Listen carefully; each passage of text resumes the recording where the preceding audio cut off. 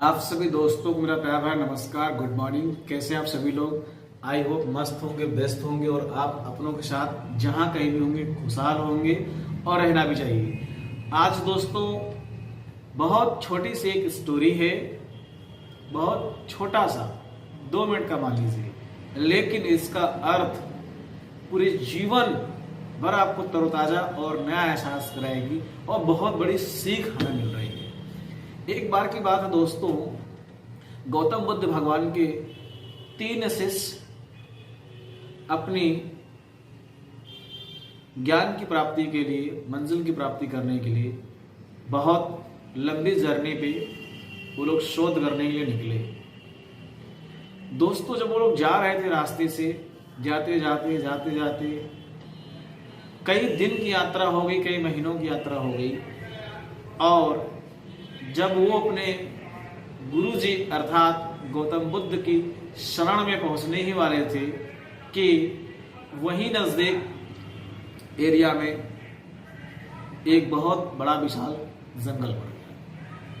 और जंगलों में होकर दोस्तों वो 3 शिष्य जा रहे थे। कुछ टाइम जंगल में चलने के बाद उन्हें अचानक आवाज सुनाई पड़ती है, बचाओ बचाओ बचाओ। क्यों बचाओ? क्योंकि दोस्तों उसी जंगल में एक नदी था और नदी के किनारे एक सुंदर कन्या, नौजवान कन्या खड़ी थी। उसे तैरना नहीं आता था और वो नदी के उस पार जाना चाहती थी। जैसा कि इन तीनों शिष्यों ने देखा और इनका भी दोस्तों रास्ता वही था, नदी को पार करके ही जाना था, नदी को क्रॉस करके ही जाना था। तीनों शिष्य आपस में आए कि जंगल है, नौजवान कन्या है, हेल्प मी चिल्ला रही है, मदद की उसे जरूरत है, तो क्या किया जाए। तो वो तीनों आपस में सलाह करने लगे। तो 2 शिष्यों ने मना कर दिया कि हमारे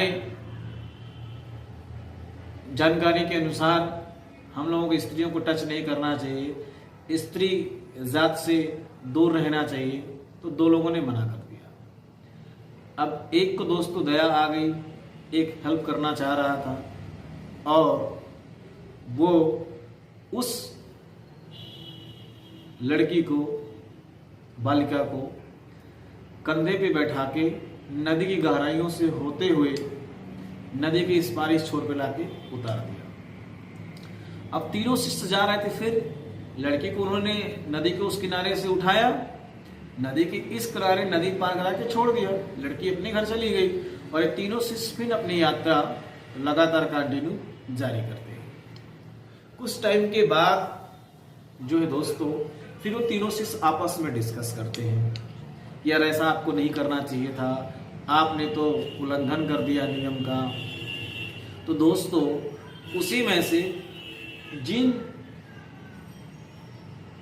बातों पे डिस्कस हो रही थी, जो शिष्य उसकी हेल्प किया था उस शिष्य ने बोला, भाई क्या हो गया, कौन सा मैंने गलत कर दिया?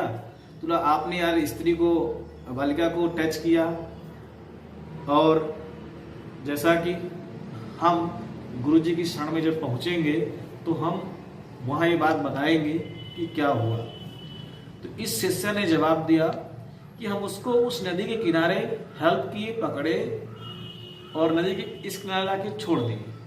ये कोसों दूर की बात है, घंटों पहले की बात है, घंटों पहलों की घटना है, लेकिन यार तुम अभी भी उस बात को पकड़ के रखे हो, अभी भी वो बातें आपके दिमाग में, मस्तिष्क में चल रही है।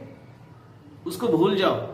उस लड़के को मैंने उठाया और वहीं पे छोड़ दिया, वैसे उसको आपने देखा, वहीं पे जहां मैंने छोड़ा वहां भूल जाओ। तो उस बात को आप पकड़ के बैठे हो। तो दोस्तों ऐसे ही हमारे जीवन में हमारे माँ बाप होते हैं, हमारे गुरुजन होते हैं, हमारे अपने बड़े होते हैं। अगर डायरेक्ट सेलिंग इंडस्ट्री की बात करूं तो हमारे अपलाइन होते हैं।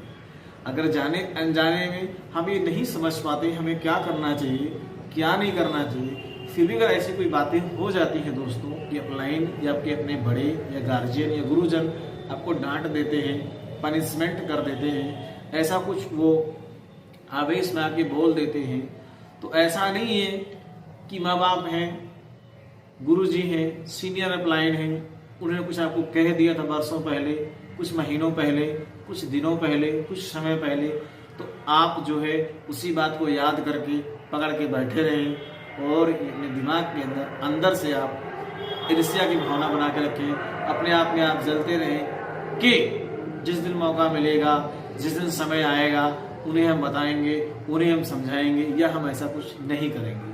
तो दोस्तों ये बिल्कुल गलत है। जिस प्रकार से उन तीनों शिष्यों के आपस में डिस्कस करने के उपरांत इन्हें छोड़ा आया कि उस लड़की की जरूरत है हेल्प, उन्होंने हेल्प देकर उसको छोड़ दिया, उसको भूल जाना ही बेहतर है।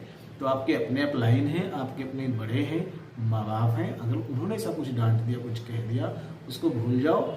फिर से दोस्तों अपने टारगेट पे, अपने काम पे फोकस करो। गुड अपलाइन, गुड डाउनलाइन की फॉलोअप करते हो दोस्तों, फिर से लगो, बेहतर करो। इस कहानी से हमें यही शिक्षा मिलती है कि कोई भी आपका जूनियर है, आपका सीनियर है, आपके छोटे हैं, आपके बड़े हैं, आपके डाउनलाइन हैं या आपके अपलाइन है, अगर ऐसी कोई बातें हो जाती है, मन मुटाव या गुस्सा में आके या आवेश में आके या किन्हीं कारणों से गलती हो जाती है, तो उसको भूल जाना ही बेहतर है।